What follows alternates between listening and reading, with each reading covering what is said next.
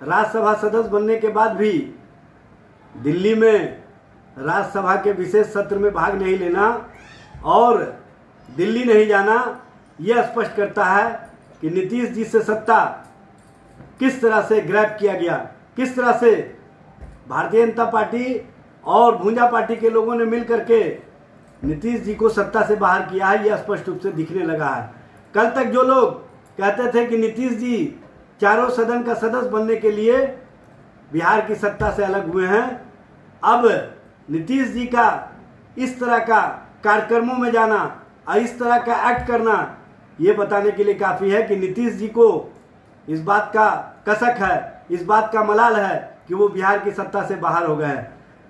कभी कभी तो नीतीश जी का जो एक्शन होता है ऐसा लगता है कि वो बिहार के मुख्यमंत्री के तौर पर अपने आप को प्रस्तुत करते हैं। नीतीश जी कभी जनता दल यू के कार्यालय में, कभी पार्टी के किसी अन्य कार्यक्रमों के अलावा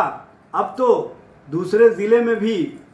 जाने लगे हैं। और कल जिस तरह से वो सीतामढ़ी में अपने सांसद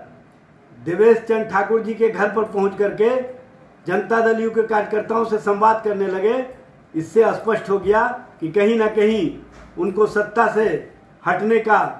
कसक है, मलाल है। और इस तरह से नीतीश जी जो एक्ट कर रहे हैं ये बताने के लिए काफ़ी है कि भारतीय जनता पार्टी और जनता दल यू के भूंजा पार्टी के लोगों ने मिल करके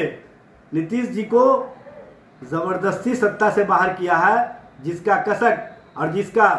मलाल कहीं ना कहीं नीतीश जी के एक्शन में भी देखने को मिल रहा है। नीतीश जी का ये एक्शन बताने के लिए काफ़ी है कि वो अपने आप को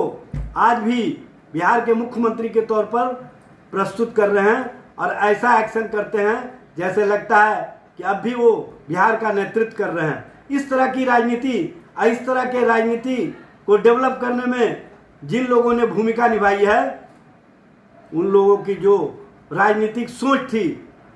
उसको कहीं ना कहीं नीतीश जी की बेचैनी से और नीतीश जी के एक्शन से उनको लगता है